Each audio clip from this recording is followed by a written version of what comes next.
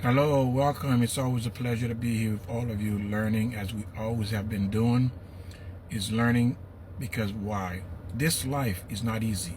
It's hard to be happy, and the reason it's difficult to be happy is because we don't know the instruction manual that God has given man to live by in accordance to this physical world. Just like there's a physical rule in this world, there is also a spiritual rule as well that we need to govern ourselves in order for us to live accordingly, more specifically for you to be happy in this world. I know people don't want to hear about God because they're in a difficult place, in a tight place, and I get that. At one point I was the same way as well, but again, from learning for over a decade, this has changed my mind. It has changed my life, and this is why I'm making these videos, to share with you what I've learned and where I am now today in my life. But let's get into it.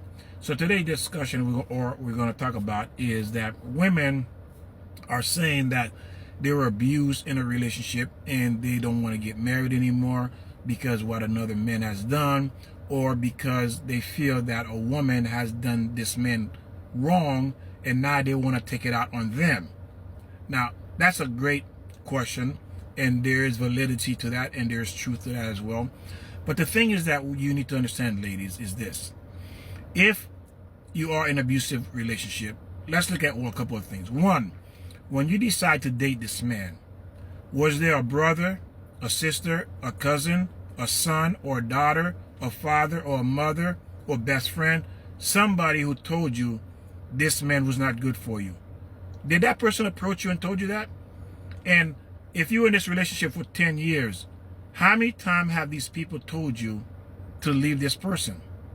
So you see, you can't blame the man 100% as his fault, because you have people who love you who told you to leave this man or to leave this woman. But guess what? You chose not to. So whose fault is that? There has to be a point where you as a woman or as a man must take accountability. I'm not saying what these people did to you was right. Absolutely not. It was wrong. But again, when do you have to stand up for yourself and say, this is enough? When do you have a line where you cross, say, I'm not going to put up with this anymore? When do you have to say, I deserve better than what I'm receiving? At what point? You know, there was this TV show I saw, and this really would drive the point home for all of you who are watching this. And there was this woman that was being investigated by her ex-husband of some kind of evil he committed. And then, of course, she was brought before tribunal, so they were asking her question. And they said, didn't you know this about your husband? You've been with him for over 10 years. You tell him you did not know? Of course, there are women who are naive. They may not be aware, but you do have suspicion. You do have what you call, women always saying, a sense that, you know, something is wrong with your husband, or your spouse, or the person you're dating. You feel something is wrong. Legitimately, you feel that. But for 10 years, so this tribunal says, there's no way you could not have known this, your husband committed this murder. He was evil like this, because she says, when I got married, the first night I spent with this man, I knew he was no good. How is it some women can tell certain men are no good and others say they don't know or they cannot see? But for the most part, if you are a good-hearted woman, usually you tend to have people who love you, close to you, who will tell you this person is no good. But again, was it your choice to move forward with this person after you've been warned? Or are you now going to blame all men for hurting you because you made a decision to remain in a relationship, in a marriage, when you were told by countless people over the decades or years you were married to this person that he was no good? And you know yourself and saw how many times he mistreated you. So why did you stay? So there is a point where you have to take accountability. It's not easy to hear, but if you are an honest person, you understand exactly what I'm saying. Because there is a point in my life I had to take accountability as well, because I made a decision to be with someone that was not for me. And I had to make that decision to leave that person. Even though, yes, it was hard, but again, it's not really that hard when you really think about it. Simply is this. I'm going to tell you why it's not hard to leave. Because this person is telling you clearly they don't want you. They don't appreciate you. You're not what I want. Matter of fact, you're downright disgusting to me. This is why I'm mistreating you. And you still don't get the point. Not only you don't get the point, then you obviously have to be stupid on top of that.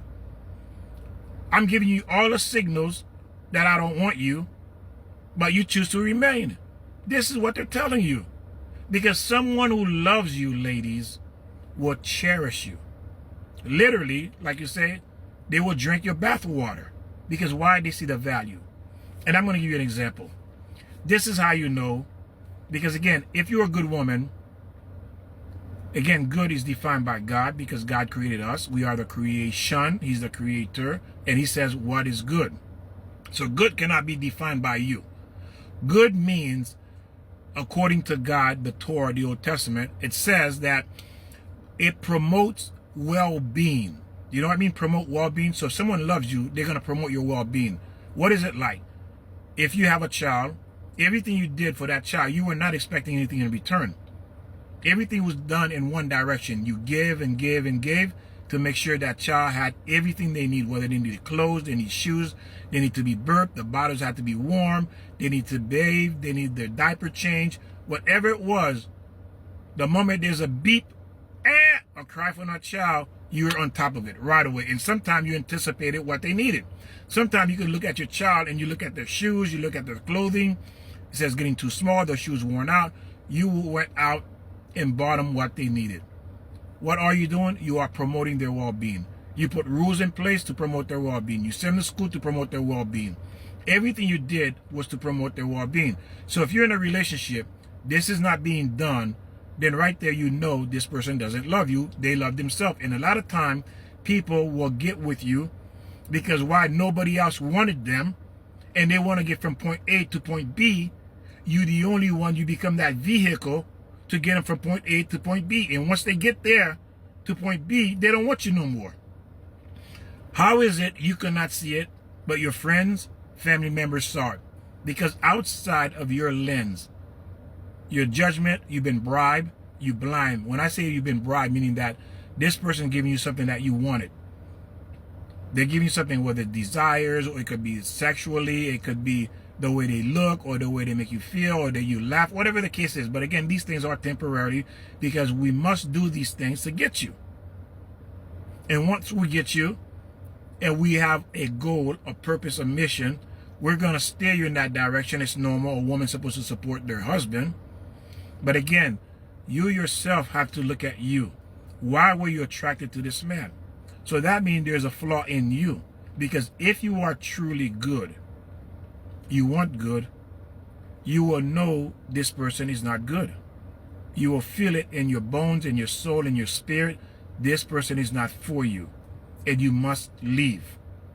Do not wait after 10 years of abuse, mental, physical, or whatever abuse this person is doing or have done to you for you want to leave after 10 years because now you can't take it anymore. So there is something in you that kept you stuck to someone who is evil. Think about it. This person is treating you evil, but you want to remain in the presence of an evil person. What does that say about you? Why are you not running away from this person? You need to look at yourself. Because again, why did you stay for 10, 15, 20 years in this marriage and you're giving the signs over and over and over again, but you remained? Why did you remain? It's not him, because he's going to be who he is. It is you. There's a problem with you. You need to fix that because why? Two things are going to happen. You're going to find another person the same way again because you're attracted to it because there's something wrong with you need to fix. Or you're going to simply live the rest of your life by yourself. But ladies, gentlemen, that is the purpose of this world. The Torah is to teach us who we need to find to complete us. Whatever you are. And another thing you have to think about is this. If you are 800, let's use a credit score. If your credit score is 800, then the man you are seeking should have a credit score of 800. How do you know this person is good? Bring them around another man that you trust, an uncle, a brother, some other man who has experience, and bring that man around them and let that man let you know if this person is good for you or not. Because you cannot judge another man if you are a woman. It will never happen.